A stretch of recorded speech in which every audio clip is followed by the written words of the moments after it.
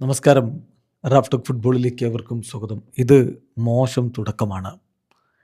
Brazil ചെയ്യുന്നത് ഒട്ടും ഗുണകരമാകുന്ന ഒന്നല്ല.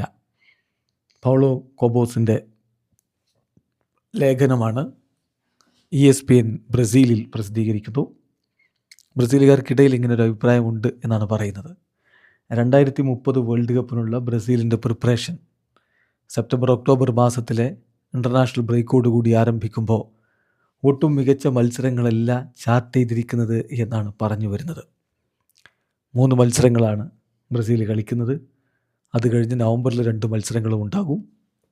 അങ്ങനെ ടോട്ടൽ 5 മത്സരങ്ങൾ. ഈ 3 മത്സരങ്ങൾ ഇപ്പോൾ ചാർട്ട് ചെയ്തത് 2 ഓസ്ട്രേലിയക്കെതിരെ, 1 ഇന്ത്യക്കെതിരെ. അതൊക്കെ വെച്ചുകൊണ്ടാണ് പറയുന്നത് ഇത് നല്ലൊരു തുടക്കമല്ല എന്ന്.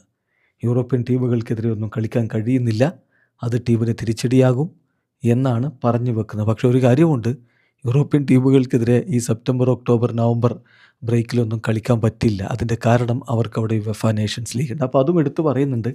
ഇത് CBFൻ്റെയോ അല്ലെങ്കിൽ മറ്റാരുടെയെങ്കിലും പ്രശ്നമല്ല, ആഞ്ചലോട്ടിയുടെയോ ഒന്നും പ്രശ്നമല്ല.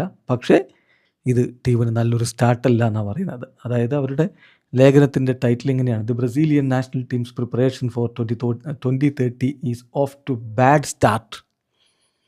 And this time the blame doesn't lie with the CBF or Ancelotti എന്നാണ് പറയുന്നത്.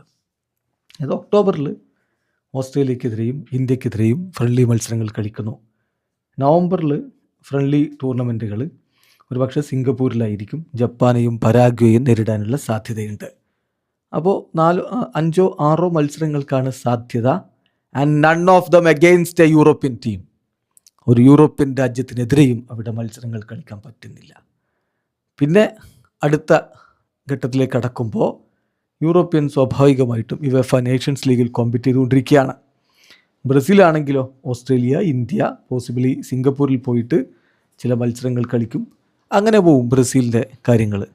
ലോക ചാമ്പ്യന്മാരായിട്ടുള്ള സ്പെയിനോ, അവർക്ക് ക്രൊയേഷ്യ, ഇംഗ്ലണ്ട്, ചെക്ക് റിപ്പബ്ലിക് ഇങ്ങനെയുള്ള ടീമുകൾക്കെതിരെ ഒഫീഷ്യൽ മത്സരങ്ങൾ അവർ കളിക്കുകയും ചെയ്യും. അതാണ് വ്യത്യാസം. വരുന്ന വർഷങ്ങളിൽ നേഷൻസ് ലീഗിന് ശേഷം യൂറോപ്യൻസ് യൂറോ ക്വാളിഫയേഴ്സിനും വേൾഡ് കപ്പ് ക്വാളിഫയേഴ്സിനുമായിട്ട് അവരുടെ സമയം മാറ്റിവെക്കും. ബ്രസീൽ അതുകൊണ്ട് തന്നെ യൂറോപ്പിലെ മേജർ ടീമുകൾക്കെതിരെ മത്സരങ്ങൾ ഷെഡ്യൂൾ ചെയ്യാൻ പറ്റാത്ത അവസ്ഥയിലേക്ക് പോവുകയും ചെയ്യും. ഒരു പക്ഷേ 2030 വേൾഡ് കപ്പിന് തൊട്ട് മുമ്പൊക്കെ 1-2 മത്സരങ്ങൾ യൂറോപ്യന്മാരുമായിട്ട് കളിക്കാൻ കഴിഞ്ഞാലായി എന്ന് മാത്രം. അത് തീർച്ചയായിട്ടും ബ്രസീലിനെ സംബന്ധിച്ചിടത്തോളം തിരിച്ചടിയാണ്. ബ്രസീൽ 2002 വേൾഡ് കപ്പിന് ശേഷം ഒരിക്കൽ പോലും വേൾഡ് കപ്പിൻ്റെ നോക്കൗട്ട് സ്റ്റേജിൽ യൂറോപ്യന്മാരോട് ജയിച്ചിട്ടില്ല എന്ന കാര്യം കൂടി നമ്മൾ ഓർക്കണം. അപ്പോൾ ഒരു ടഫർ ഒപ്പണൻറ്റിനെ ഉണ്ടാക്കിയെടുക്കാൻ കഴിഞ്ഞില്ലെങ്കിൽ ഈ ഫ്രണ്ട്ലി മത്സരങ്ങൾ കൊണ്ട് പ്രത്യേകിച്ച് കാര്യമൊന്നും ഉണ്ടാവില്ല.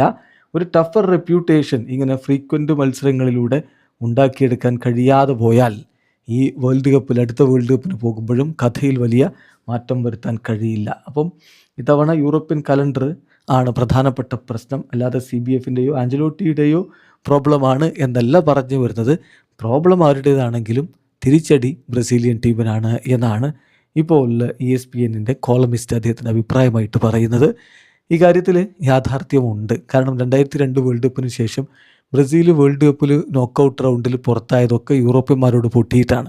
യൂറോപ്യന്മാരോട് ജയിക്കാൻ ബുദ്ധിമുട്ടുന്ന ബ്രസീലിനെ നമ്മൾ കാണുന്നു. അത് മറികടക്കണമെങ്കിൽ ഫ്രണ്ട്ലി മത്സരങ്ങളും മറ്റുമൊക്കെ അവരോട് ഏറ്റുമുട്ടിയിട്ട് ഒരു ആത്മവിശ്വാസമൊക്കെ തിരികെ പിടിക്കേണ്ടതുണ്ട്.